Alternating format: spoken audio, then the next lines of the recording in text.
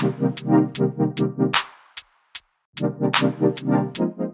going on, everybody, and welcome to another episode of the Other Side of the Firewall podcast. We talk about the latest and greatest in cybersecurity news, as well as we highlight those movers and shakers and glass ceiling breakers, those people of color who've made it to the other side of the proverbial firewall. My name is Ryan Williams, and as always, I'm joined by Shannon Times. What's up? What's up? And LeVon Maynard. Hey, welcome to the show.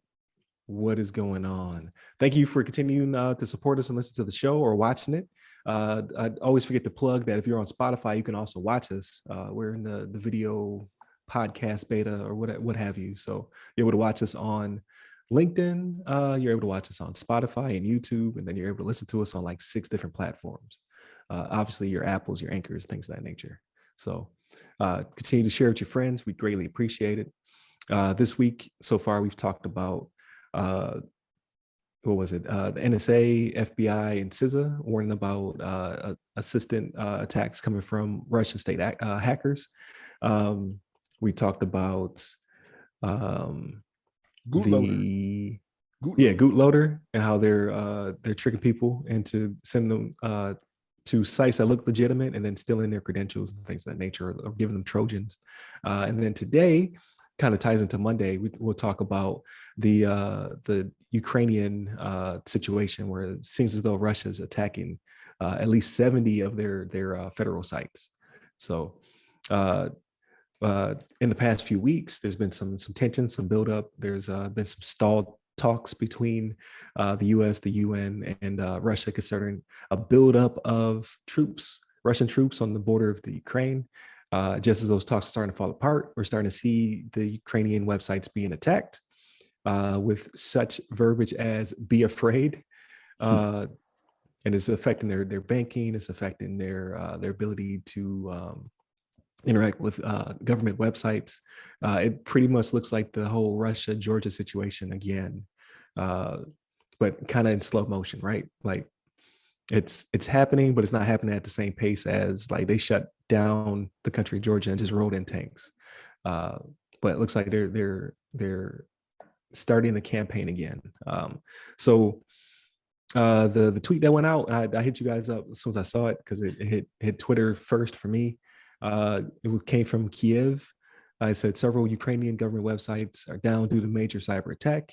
Below is the MFA_Ukraine website now, and then on it has a bunch of propaganda that's written in Russian, Ukrainian, and Polish. So very specific attack, and the most obvious of times. So it's kind of like they're not even trying to hide it. It's kind of weird, or not. It's just like, this is what we do.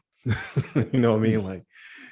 So it could just be, saber rattling as well. Like, hey, you know what we're capable of doing. Don't make us do it. Don't make us pull the trigger.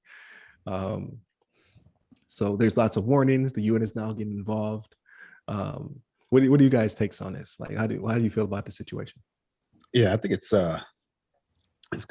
pretty intense. It's kind of crazy, but we talked about this before. Kind of like the cyber warfare state, where it's like, this might be the kind of future where we see,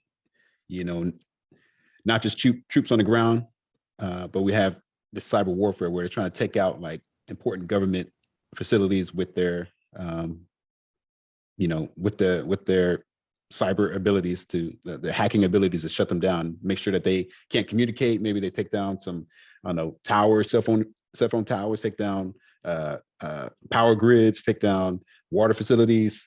They can use this like hacking ability to like shut down important systems that could, can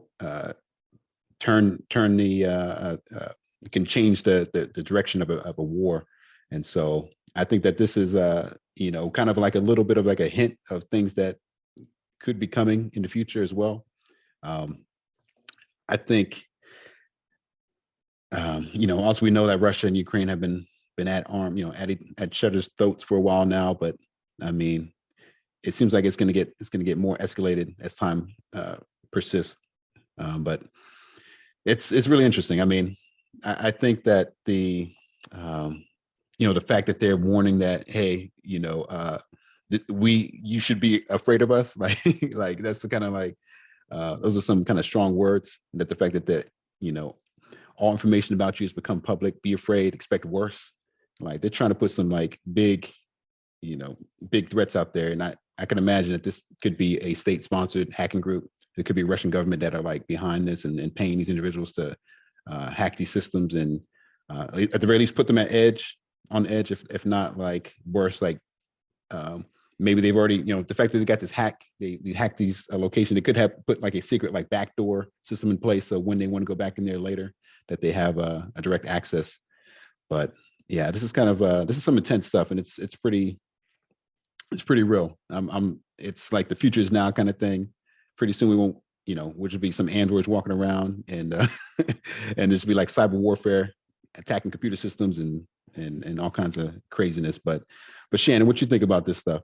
So to what you said about this being the future, and this is how it's all going to start, right? Like this is how the future of wars is going to go. I say church, preach. Look, I'm with you, man, 100%. Like this is the future. This is how it's all going to start. It's going to start with cyber, right? You're going to bring stuff down. You're going to roll in tanks, right? Like Brian was saying, like what happened in Georgia, right? Like this is how it's going to go, right? And they even mentioned in this article, like when you look down near the end, I think it was, about how this could be the distraction too, right?